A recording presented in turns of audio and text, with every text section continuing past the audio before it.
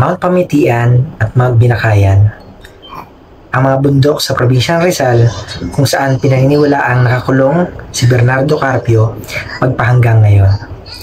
Halina't alamin natin ang kanyang kwento.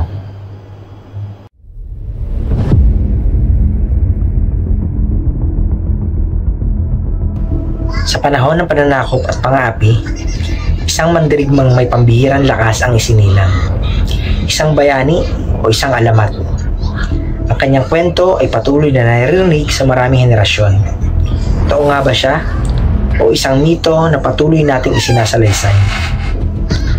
Halina't tuklasin natin ang alamat ni Bernardo Carpio.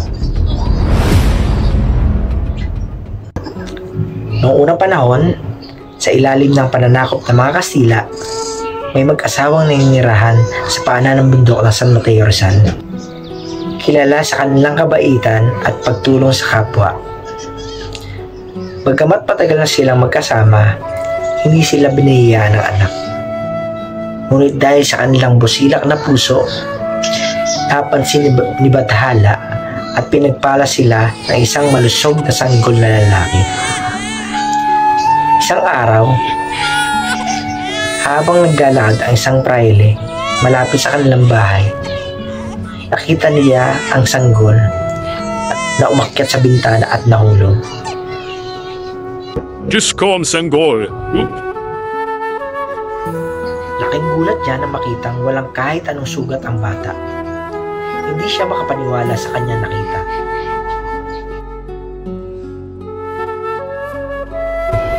Napahalas ng bata ito. Rahil siya'y may dakila kapalaran. Dahil humanga ang paring Kastila sa lakas ng sanggol, iminungkahi niyang pangalanan itong Bernardo Carpio. Kinuha ang pangalan mula kay Bernardo de Carpio, isang matapang at kilalang mandirigma sa Espanya. Para bang ito na ang hudyat ng magiging maalamat na buhay ni Bernardo Carpio sa Pilipinas. Lumaki si Bernardo Carpio at unti-unting lumitaw ang kanyang pambihirang lakas. Isang taon pa lamang siya, nagagawa na niyang bunutin ang mga pako sa sahig habang naglalaro. Nap, halakas na kating anak. Isap himula-bula kay Bathala. Tulad ng kanyang mga magulang, lumaki si Bernardo mabait, matulungin at matatag ang loob.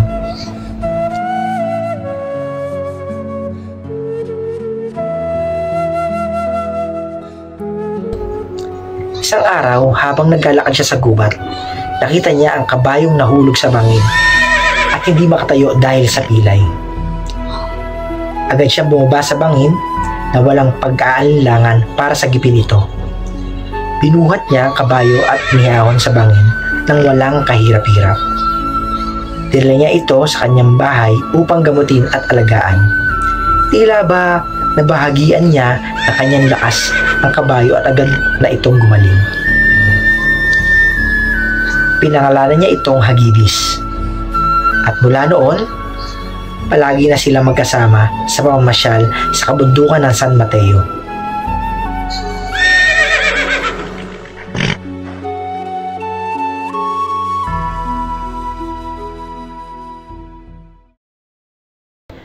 Mabilis na kumalat ang pangalan ni Bernardo.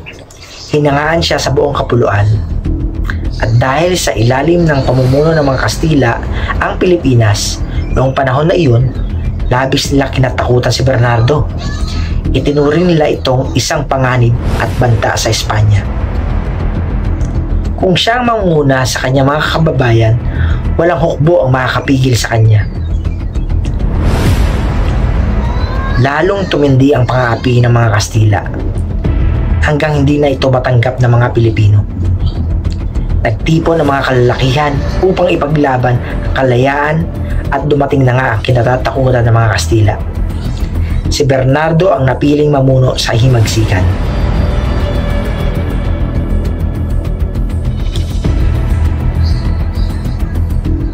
Dahil dito, lumapit ang Gobernador General ng Espanya sa isang mahiwagang salabangkero. Ang taong ito ay isang banta sa ating pamamahala. kailangan siyang pigilan. May alam akong isang lugar kung saan ang kanyang lahas ay walang bisa. Dinala na sa lamangkero ang mga sundalong Kastila sa Montalban, kung saan may dalawang naglalakihang bato. Dito ikukulong si Bernardo upang hindi makapanguna sa himagsikan. Pinadalhan si Bernardo ng paanyaya ng mga Kastila sa isang pagpupulong upang di umano'y dinggin ang karaingan ng mga Pilipino.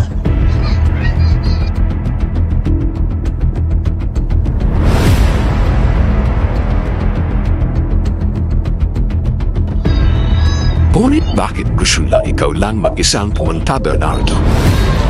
Parang may hindi tama. Pakiramdam ko at masama ang ilang binabala. Mag-ingat ka, kaibigan. Maraming salamat sa iyong pagkalala. Ngunit hindi ito maaaring palampasin. Kailangan ko itong gawin, hindi para sa akin, kundi para sa kalayaan ng bawat Pilipino at sa ating inang bayan.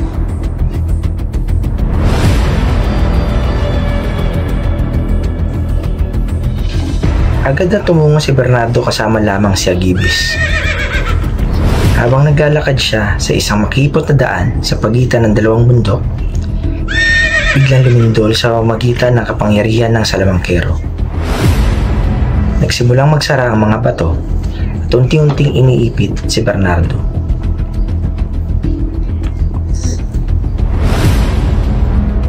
Gamit ang buong lakas, pinigilan niya ang pagsasara ng mga ito. Lumanig ang lupa at tila magigiba ang kabundukan. Ngunit malakas ang kapangyarihan ng salamangkero. Unti-unting nagsara ang mga bato at naipit sa gitna si Bernardo. Sa paanan ng bundok, naghihintay si Agibis. Nang maramdaman niya ang pagyanit, alam niyang nasa panganib si Bernardo.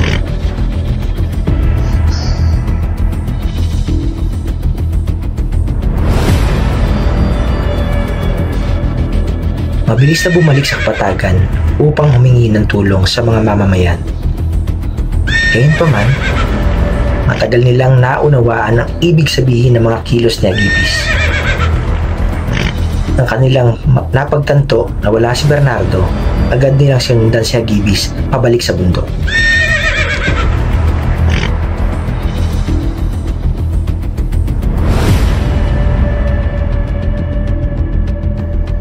Nang makarating sila sa lugar, sinalubong sila ng lindol at mga bumabagsak na bato.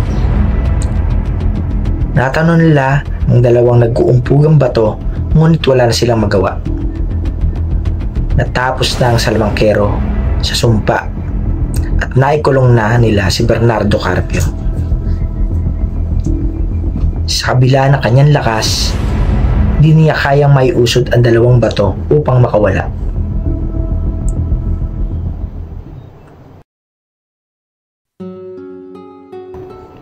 Lumipas ang mga araw, linggo, buwan na taon, ngunit si Bernardo ay nanatiling nakakulong.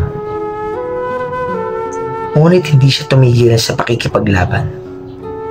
Sa tuwing itutulak niya ang mga bato, yayanig ang lupa. At alam ng mga tao, naroon pa rin siya. Sa loob ng maraming henerasyon, naniniwala ang mga Taga-Luzon na ang bawat paglindol ay dulot ng pakikipaglaban ni Bernardo Carpio.